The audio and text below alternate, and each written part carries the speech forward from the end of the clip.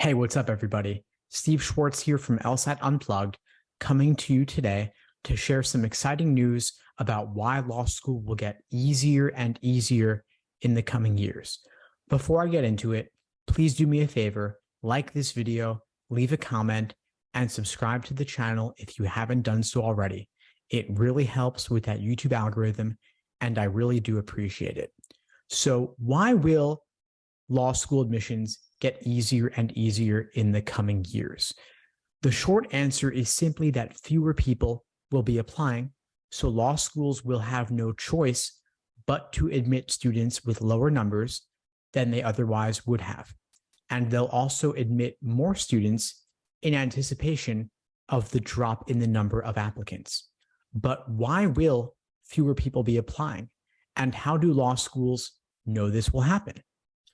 Well, I have to backtrack a little bit. During the 2008 recession, people had fewer kids because the economy was bad. The US birth rate is currently down nearly 20% since prior to the recession. And according to the Higher Education Demand Index, it's down even more in the demographic groups that typically go to college. This means fewer people will apply to college in the year 2026 and beyond. Fewer people apply, it's easier to get in. And because fewer people will be going to college, fewer will be graduating, so fewer will be applying to law school. This means it'll be easier to get into law school in the year 2030 and beyond. Now, colleges and law schools are aware of this demographic cliff, and they're really worried about it. One Harvard academic, Clayton Christensen, predicts that half of colleges and universities will close or go bankrupt by the year 2030. Fewer students means fewer tuition dollars. Some schools already have trouble getting applicants as it is, so many lower ranked schools will likely close their doors and go out of business. Of course, no institution wants to go out of business. And even if they're technically nonprofits for tax purposes, they have the same concerns as any business. Smart schools will plan ahead by accepting more students prior to this enrollment cliff created by the demographic cliff. This will give them more tuition dollars to plan for the lean times ahead.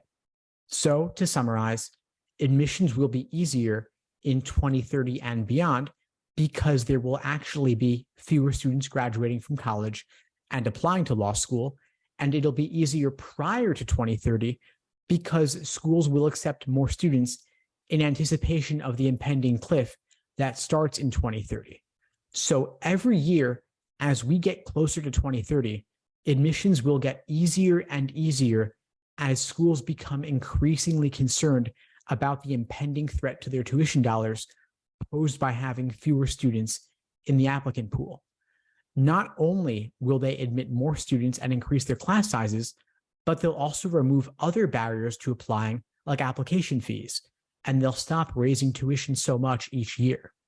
They'll also increase scholarship money significantly, which will in turn decrease their tuition revenue. I'd even expect some schools to automatically admit students based on their LSAT scores without requiring them to submit application essays. And other schools may eliminate standardized test requirements altogether. They'll also hire more faculty and build nicer buildings to attract students. And the number of schools offering online JDs will increase significantly. It's worth noting that the drop in applicants will be much more severe for smaller and lower ranked law schools that rely heavily on tuition dollars. It's less important for larger and elite institutions that have large endowments and other sources of revenue. Elite schools will be better able to compete to recruit applicants, so they won't see the same decline in applications as the non-elite schools, and they likely won't need to increase class sizes in anticipation or reduce their LSAT and GPA medians to the same extent. In fact, some believe that elite schools like Harvard and other top 14 law schools will actually see increased demand as we approach the year 2030. Regardless, it'll be much easier to get into the majority of schools outside the top 14, and elite schools may see a relatively weaker applicant pool as well, which could make it easier to get in. Anyway, folks, that's all for now. I hope you found this video helpful. If you did, like the video, leave a comment sharing your thoughts about this, and subscribe to the channel. It really does help, and I really do appreciate it. In the meantime, I'll wish you all the best and take care.